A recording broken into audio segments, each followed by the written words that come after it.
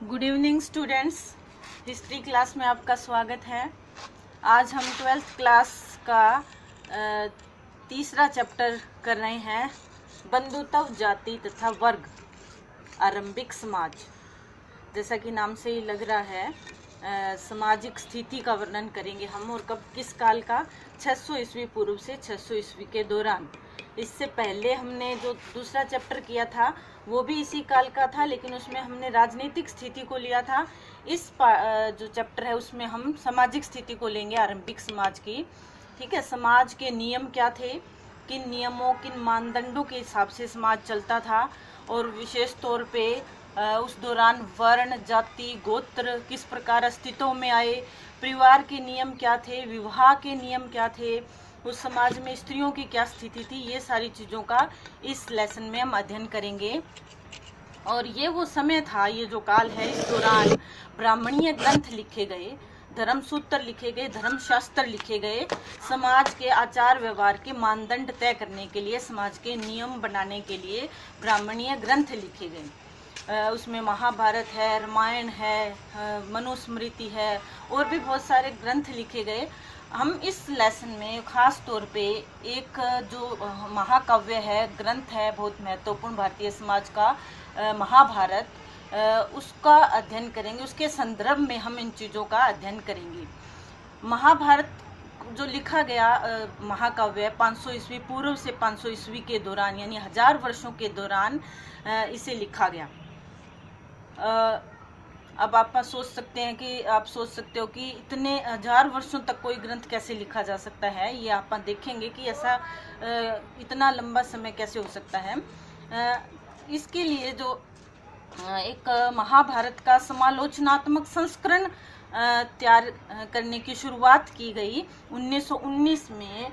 जो संस्कृत विद्वान थे V.S. सुकथांकर, उन्होंने एक परियोजना की शुरुआत की जिसमें महाभारत को का विश्लेषण किया गया, उसको देखा गया, और इस विश्लेषण के दौरान यह पाया गया कि जो महाभारत है वो एक लंबे समय के दौरान लिखी गई और अलग अलग इलाकों में, भाषाओं में लिखी गई। और इस संस्करण के दौरान इस महाभारत की पांडुलिपियां एकत्रित की गई।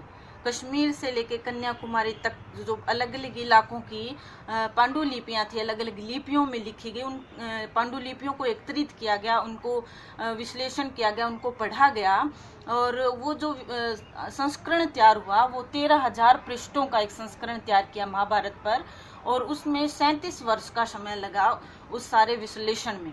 और उसमें हमें बहुत ही इंटरेस्टिंग जानकारियाँ मिली कि जो मूल कथा है महाभारत की, जो कथा है महाभारत की, आपको पता है उसकी मूल कथा कौरवों और पांडवों, जो दो भाइयों के परिवार है, उनके बीच एक युद्ध की कहानी है जिसमें पांडव विजयी होते हैं, ये आप सबको पता है।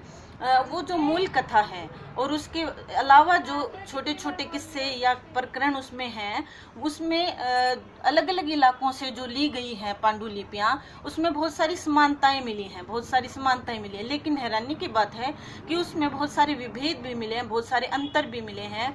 किसी भाषा में कोई प्रकरण है, किसी दूसरी भाषा में वो प्रकरण नहीं है, किसी लिपि में है, किसी में नहीं है। इस तरीके से समानताएं भी मिली और विभेद भी मिले गए। उनका बकायदा विश्लेषण इस संस्करण में किया गया, क्योंकि हम समाज की स्थिति उस दौरान की करना चाहते हैं। तो साहित्य, हमें पता है कि साहित्य वो समाज का दर्पण होता है एक तरीके से।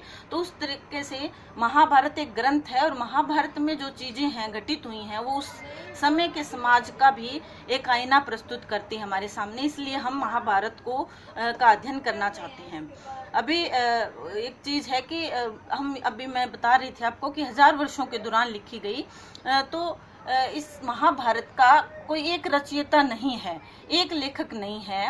ये अलग अलग समय में इसकी कथाएं अलग अलग तरीके से हमारे सामने आती हैं। हालांकि साहित्यिक परंपरा में इसके जो लेखक है, रचनाकार हैं, उनको वो वेद व्यास को माना गया है, लेकिन असल में इसकी जो मूल कथा है वो मौखिक रूप से हमारे सामने आती है।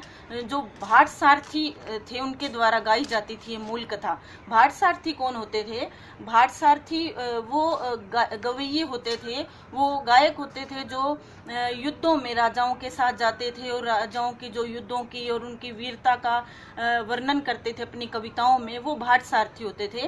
उनके द्वारा जो मूल कथा सामने आती है हमारे पास, और उसके बाद जो ब्राह्मणों द्वारा उस कथा पर एक तरीके से अधिकार किया गया, और उसके बाद धीरे धीरे उसमें नए प्रकरण, नए श्लोक जुड़ते रहे। तो शुरू में महाभारत में 10,000 श्लोक हैं और वो धीरे धीरे बढ़ते बढ़ते 1 लाख तक पहुंच गए हैं, क्योंकि 10,000 से 1 लाख तक पहुंचते पहुंचते नए प्रकरण उसमें जुड़े हैं।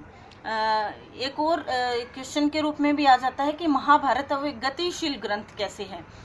गतिशील ग्रंथ का मतलब है, क्योंकि गतिशील इस रूप में भी है कि 1000 वर्षों तक लिखा जाता रहा, विभिन्न भाषाओं में लिखा गया, बहुत क्षेत्रों में इसकी पांडुलिपियां मिली हैं, केरल से लेकर कन्याकुमारी तक के इलाके में बीच में बहुत तरह की भाषाओं में इसकी पांडुलिपियां मिलती हैं। आज भी हम देखते हैं कि ये बहुत सारी मूर्तियों का, चित्रों की विषय वस्तु बनती हैं, जो इसकी कहानियां हैं, उसके उपदेश हैं। जो हम देखते हैं कि गीता का जो उपदेश है उस पर बहुत सारे चित्र बनते हैं, उस पर मूर्तियां बनती हैं, नाटक बनते हैं। महाभारत के जो कहानियां उस पर नृत्य होते हैं, नृत्य प्रस्तुतियां होती हैं। तो इस संदर्भ में हम आज इसका, क्योंकि इस पर भी क्वेश्चन आ जाते हैं महाभारत से संबंधित भी कि गतिशील ग्रंथ कैसे है, क्या महाभारत का एक ही रचयिता रहा है या नहीं रहा, तो किस तरीके से महाभारत लिखा गया, इस पे भी क्वेश्चन आ जाते हैं। आज के लिए हम इतना ही करेंगे।